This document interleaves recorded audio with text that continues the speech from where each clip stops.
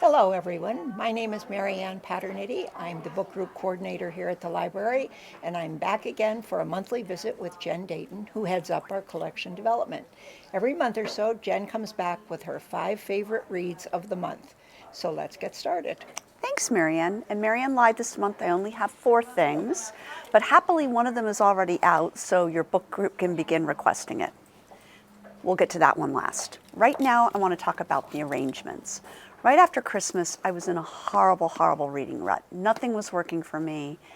It was ghastly. And then I picked up the arrangements. The arrangement is the story of the couple that probably lives next door to you. Lovely people, young child, just moved up from New York City, making their way in the suburbs, but things have gone a little stale, and so they make the arrangement. They're allowed to go and be with other people for exactly a 6-month period, and after that, the arrangement is over and they get on with their lives. This is one of the funniest books I've read in a long time. For you fans of Jonathan Tropper, Sarah Dunn is your new person. I cannot say enough good things about this. I think it would be great for your book group. Lots of meat on the bone, but it's a fun discussion too. And I think Sunny Bang is one of my favorite new characters in fiction. This one comes out in March, so you don't have too long to wait. Sounds like a great read. It is.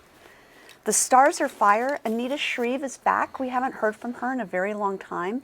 And she's back with a piece of history that I knew nothing about, which was a great drought that occurred in Maine in the 1950s that prompted wildfires that basically consumed the state to such a degree that there were no cranberries for Thanksgiving that year because the cranberries had all boiled in the bog, so intense were the fires. This is the story of a young mother of 2 young children, and she's trapped in this abusive marriage, and what do these fires do to her marriage? How do they change her life? I wasn't crazy about the ending. I'm just going to say that flat out, but it was really nice hearing Anita Shreve's voice again. This one is coming out in May, so you've got a while to wait for it. But again, it's nice to hear her voice again. And lots of meat also on this one for people to talk about in book groups. Lincoln in the Bardo. I liken this to a literary fever dream.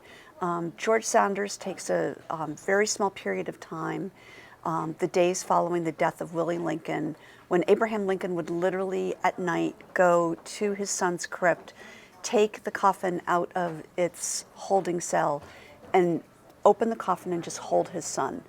But that's not what the story is about. What the story is about are all the voices in the cemetery telling what is going on. It only takes place over the course of 2 days. The writing is amazing. You can absolutely understand why he won the National. The audiobook is going to be a cause celeb. There are going to be over 166 different voices reading this audiobook. I can't say enough good things about this book. I don't think it's for every book group, but I think that if your book group is looking for smart, literate reads, this is going to be your read for the year. And if you are an audio person, and the idea of 166 different voices intrigues you, we've got your audiobook too. Lincoln in the Bardo is coming out very shortly. It's already out. We should already have our copies, I hope. Yay. I don't know if we do. But the audiobook is not coming out until next month because, again, it's 166 different actors reading this book. Everyone from Lin-Manuel to Susan Sarandon, some really heavy audio hitters are coming out to read this book. So. Smart, literate read. Smart, literate read, yep. And then another smart, literate read. This is this year's winner of the Costa Whitbread Prize, really now just known as the Costa Prize. I always tell anybody who will listen to me, I'm not smart enough for the Booker Prize, but I do love the Costa Prize. The Costa Prize comes out of England every year since 1971, and it's awarded to the best read of the year by an English or Irish writer. The categories range from first novel to fiction to biography to poetry to young adult to children's. You are always guaranteed a wonderful read from the Costa shortlist, and this was the winner for fiction this year.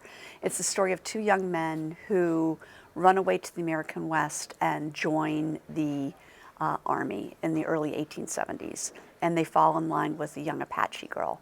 I started it at lunch. It's everything you would expect from a Costa winner. It's great history. It's great writing. I hope Marianne and Pat, you requested from them to lay it in as a book because the Costa winners are always wonderful. And it's always nice to hear from our friends from over the pond and see what they're reading. This one we do have already downstairs in our There you Books in go. a Bag collection. They're on it. They're on it. We're on it. That's what we've got for this month. Have a great one. Bye-bye, everybody. Bye.